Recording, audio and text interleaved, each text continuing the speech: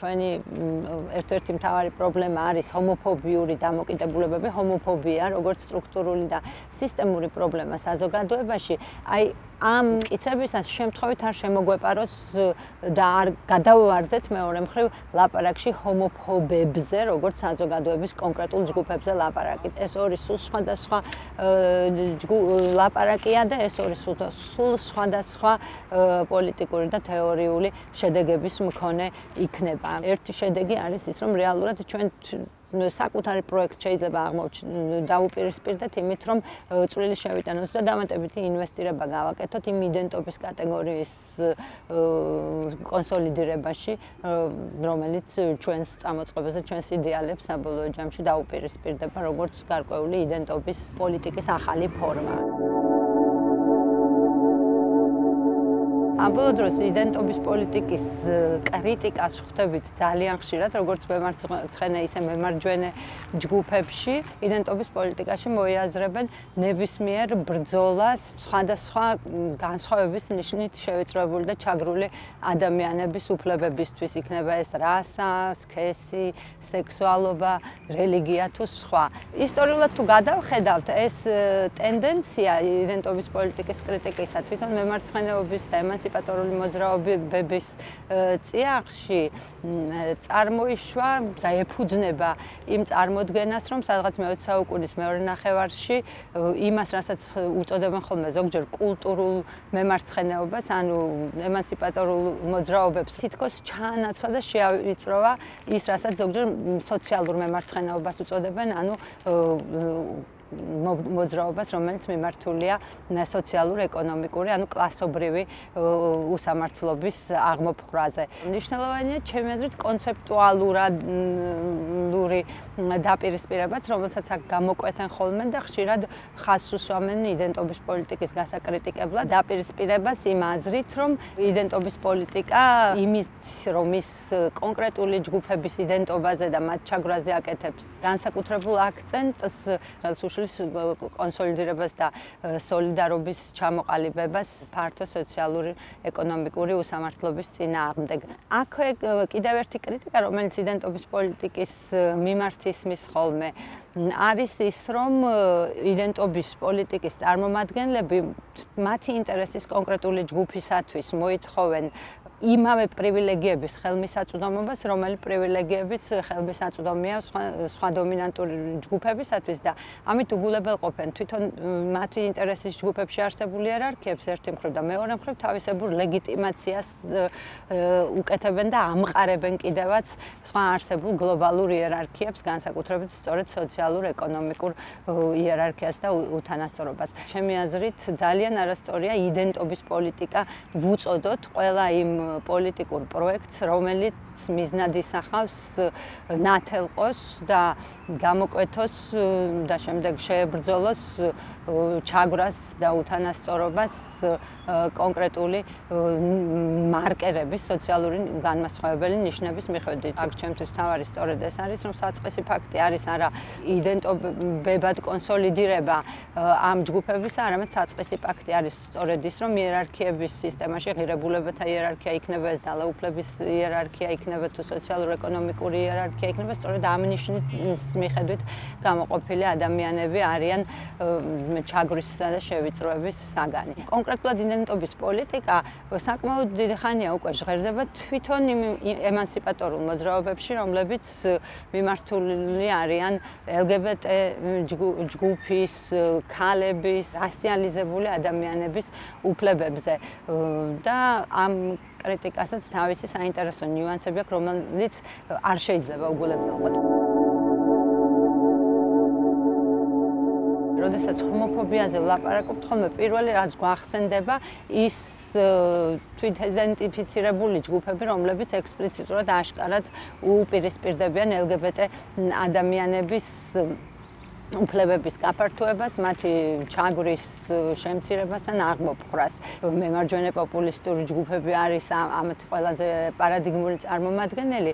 თვითონ ამ ჯგუფებში ძალიან იშვიათად ნახავთ, რომ ისინი თვითონ იდენტიფიცირდებოდნენ როგორც ჰომოფობები. ისინი რაც საკვირველია, უფრო ხშირად ლაპარაკობენ სხვა ტერმინებში, იქნება ეს რაღაცა გარყვნილება, თუ ზნეობრიობა, აი ასეთი დაპირისპირებების ტერმინებში. თუმცა ბოლო წლების განვითარებაში, ჩემი აზრით, უფრო და უფრო მეტად იკვეთება ნიშნები, რომ შეიძლება ეს თვით იდენტიფიცირებული ადამიანები თუ ჯგუფები უფრო და უფრო ნაკლებ იუცხონ მათ ან იუკადრისონ ის, რომ მათ მივაწეროთ ჰომოფობია ან მათ უწოდოთ ჰომოფობები, ამ აზრით ისინი თვითონ რაღაცა აზრით შეიძლება უფრო და უფრო იღებდნენ და საკუთარი იდენტობის კონსოლიდაციას და კონსტრუირებას აკეთებდნენ ჰომოფობიის ტერმინებში. აი ეს უფრო ბოლოდროინდელი ჩემი აზრით განვითარებაა, რომელიც ერთი მაინც მიზეზი ამისა ჩემი აზრით არის ის, რომ ეს არის თავისებური რეაქცია იმ დისკურსზე ჰომოფობიის შესახებ, რომელსაც სწორედ ემანსიპატორული მოძრაობის, გამათავისუფლებელი მოძრაობის წარმომადგენლებისგან ხვდებით. ჰომოფობიაზე როგორც მოვლენაზე ლაპარაკისას ლაპარაკი ავტომატურად არ უნდა გულისხმობდეს ლაპარაკს ადამიანთა დაჯგუფებაზე, ჰომოფობებად და არაჰომოფობებად. თუ ჩვენ ჰომოფობიაზე როგორც სოციალურ პრობლემაზე ვლაპარაკობთ, ამით აუცილებლად უნდა ვაღიარებდეთ, რომ ეს არის რაღაცა, რაც არის ძალიან მდგრადი, ღრმად ფესვგადგმული, სისტემური და სტრუქტურული ხასიათის მქონე და მისი ინტერნალიზება ადამიანების მიერ ხდება ამ საზოგადოებაში აღზრდისა და სოციალიზების შედეგად.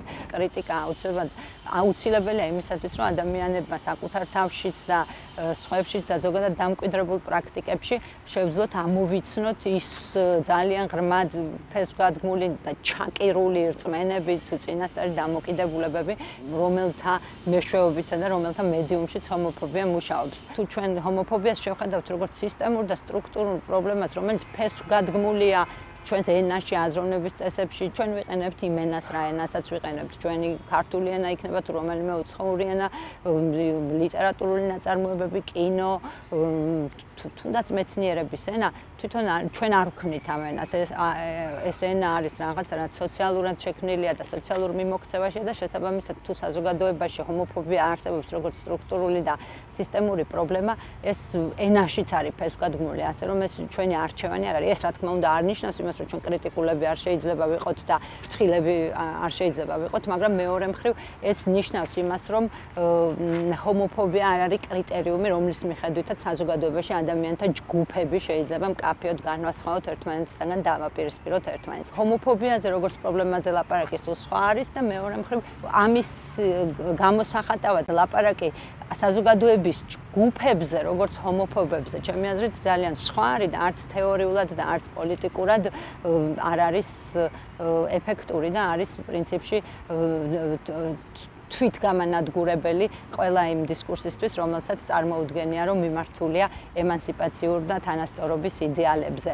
თვითგამანადგურებელი პოლიტიკურად არის იმ აზრით, რომ ზუსტად არის რაღაცა ტიპის ინვესტიცია ახალი იდენტობის შექმნაში, ადამიანისა, რომელიც შემდეგ თვით იდენტიფიცირდება როგორც ჰომოფობი და პოლიტიკურად თვითგამანადგურებელია ასევე არის იმიტომაც, რომ თუ რომელიმე ჯგუფს ამ ადამიანს მონიშნავ როგორც ჰომოფობად, ფაქტიურად წყვეტ შესაძლებლობას მასთან რაიმე დისკუსიისა, წყვეტ იმედს, რომ დაარწმუნო იმის უსამართლობაში, რაც შენ თვითონაც უსამართლოდ მიგაჩნია. კონცეპტუალურადაც თვითგამანადგურებელია იმის გამო, რომ ჯგუფის გამოყოფა როგორც ჰომოფობისა ეწინააღმდეგება ჰომოფობიის როგორც სოციალური პრობლემის, როგორც საზოგადოების სისტემური და სტრუქტურული მახასიათებლის გაგებას. იდენტობის პოლიტიკის კრიტიკოსთა მხრიდან ისმის ეს დისკურსი, რომლებიც გვეუბნებიან, რომ თანასწორობაზე მიმართული ის პროექტები, რომლებიც თქვათ, კონკრეტულად LGBT ჯგუფის უფლებებისათვის იბრძვიან, ისინი რაღაცნაირად უპირისპირდებიან, გვეუბნებიან კლასობრივ ბრძოლას იმით, რომ ისინი უპირისპირდებიან მათ მიერ წარმოდგენილ რაღაცა ღარიბ და უფლებადაკარგულ უმრავლესობას, რომელსაც ისინი მიაწერენ აი ამ გრძნობებს, ჰომოფობიურ გრძნობებს. ეს ძალიან ტიპიური კრიტიკა არის, თქვათ, ამ ბოლო დროს მემარცხენე პოზიციებიდან იმისთან, რასაც იდენტობის პოლიტიკას უწოდებენ და აი ამ დამოკიდებულებაში ზუსტად ერთი რაღაც არის ჩემთვის ნიშანდობლივი, რომ ფაქტობრივად წინასწარ არის დაშვებული, რომ ის გაღატაკებული თუ მარგინალიზებული ფართო მასები, რომლებიც სოციალური და ეკონომიკური ნიშნით არიან ჩაგრულები, ავტომატურად თითქოს უნდა იყვნენ ჰომოფობიური მგრძნობელობის მატარებლები, ჯერჯერობით არანაირი სოციოლოგიური თუ დემოგრაფიული ბრჭყალებში მონაცემები არ ადასტურებს იმ ფაქტს, რომ თქვათ ჰომოფობიური მგრძნობელობა დაჯგუფებულია უფრო ღარიბ ან უფრო სოციალური ეკონომიკური ნიშნით მარგინალიზებულ მასებს შორის. და ამას თქვათ ქართულ რეალობაზე დაკვირვებაც ძალიან კარგად დაგვანახებს, რომ არანაირი ასეთი საზღვრები არ გადის ჰომოფობიურ დამოკიდებულების მატარებლებსა და არამატარებლებს შორის, რომელიც დაემთხვეოდა საზღვარს სოციალურად და ეკონომიკურად მარგინალიზებულ ან ჩაგრულ ჯგუფებსა და პოლიტიკურ ან ეკონომიკურ ელიტებს შორის. ეს დისკურსი ფაქტურად გვევლინება რაღაც თავისებურ კიდევ ერთ ფორმად იდენტობის პოლიტიკაში, სადაც იდენტობა, რომლის სახელითაც უფლებების არტიკულირება ხდება, იდენტობა, რომლის უფლებების მოთხოვნაც არის ხოლმე დაყენებული დღის წესრიგში, წარმოდგენილია როგორც სოციალურ-ეკონომიკურად მარგინალიზებული და დაჩაგრული ფართო მასები, რომელთა იდენტობის ძალიან მნიშვნელოვანი ნაწილად ცხადდება მათი ჰომოფობიური დამოკიდებულებები. ეს კიდევ ერთი გზა არის, კიდევ სხვა კუთხიდან ინვესტიციისა ჰომოფობიაში, არა როგორც სოციალურ პრობლემაში, არამედ ჰომოფობიაში როგორც იდენტობის კატეგორიაში, რომელიც თვითონ შეიძლება აღმოჩნდეს მერე იდენტობის პოლიტიკის რაღაცა მორიგი ვერსია და ჩვენ უკვე ხედავთ თან სამყაროშიც და საქართველოშიც ნიშნებს იმისა, რომ ესეთი პოლიტიკა ნელ-ნელა რეალიზდება და მატერიალიზდება.